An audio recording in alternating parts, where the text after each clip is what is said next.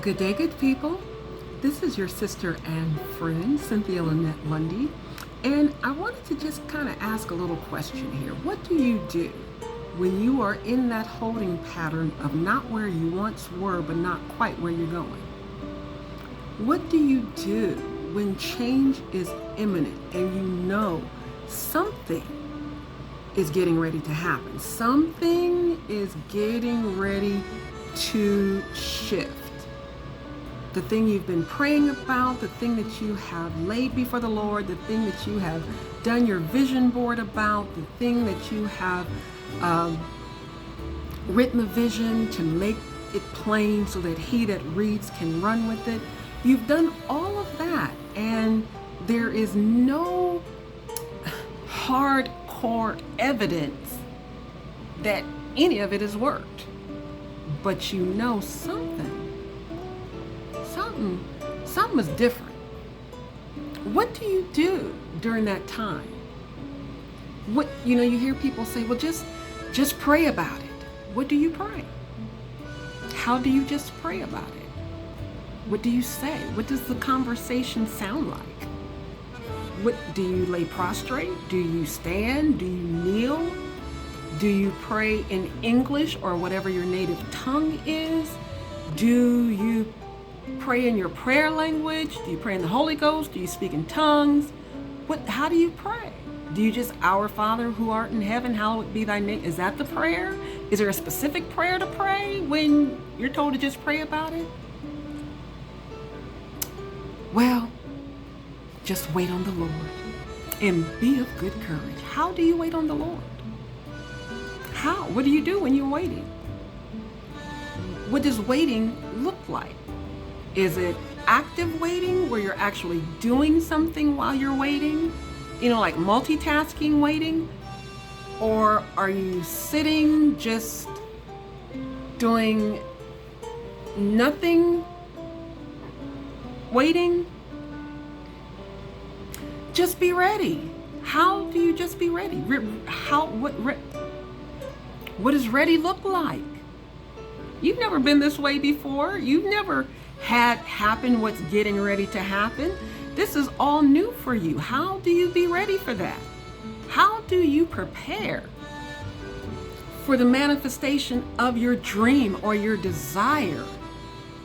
I'm not talking about the physical things that you can do to prepare.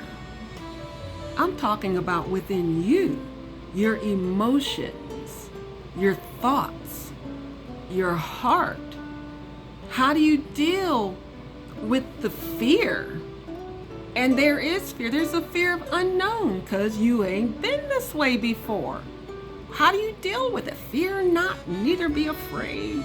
For the Lord thy God is with you whithersoever thou goest. Okay, so I'm confident that however this goes down, he's going to be with me, but I'm still scared because I don't know. I don't know what that's going to look like. I don't know what I may have to confront when this thing comes and this thing happens and this.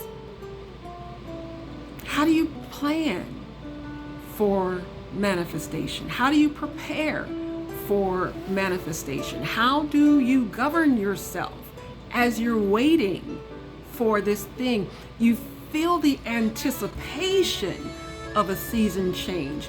Yet at the same time, you're feeling anxiety about that same season change. There are things in the weather that are suggesting, a shift from summer perhaps to fall, but it's not definitive enough to where you turn your air conditioner off. It's not definitive enough that you actually pull out your winter clothes. So you're not quite still in summer, but you're not yet in the fall either. You're like in between. What do you do? What do you wear? You may have to put on a coat when you leave the house and wear short sleeves and sandals on the way home. What do you do? How do you prepare? I'm just asking and posing a question for your consideration. We hear a lot of advice. Do this, do this, do this. But what is the practical application of that? How do I do this? How? How do I prepare to handle the influx that is coming? How do I prepare for those who are going to turn on me because I think I'm somebody now? How do I prepare for that?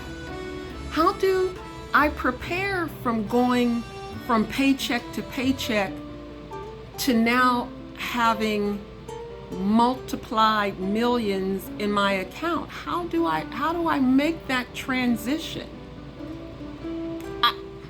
I know you think it's easy. Well, I'm just going to do this. What are you?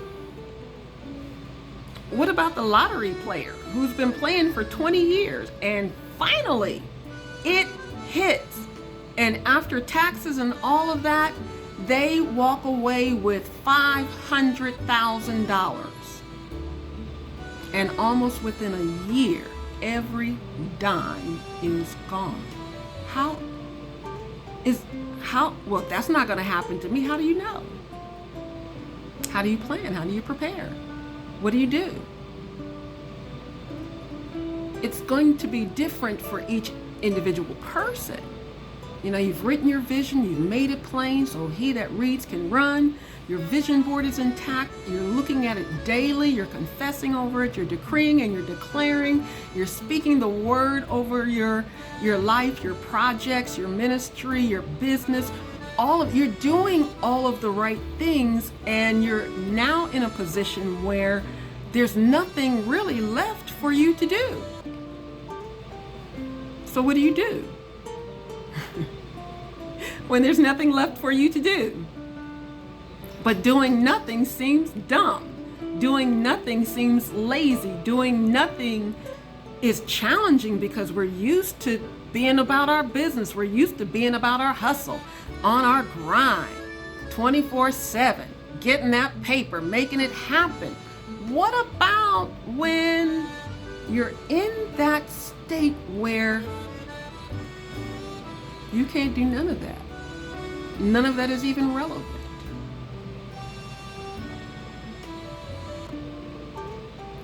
Again, I'm just asking the question.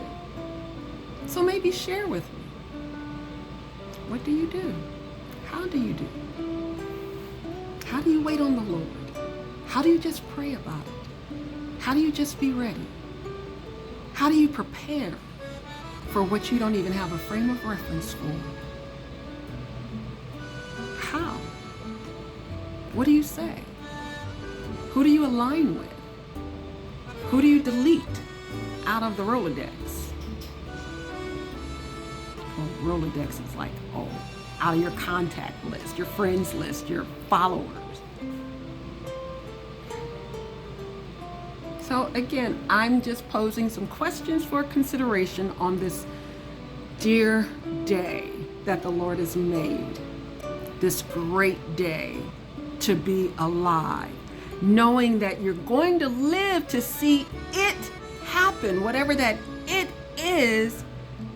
But how do you be ready for it to happen? Tell me, let me know.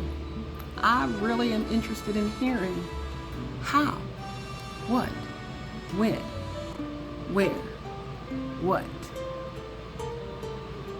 I love you with the love of the Lord, and I pray you have a fantabulous day.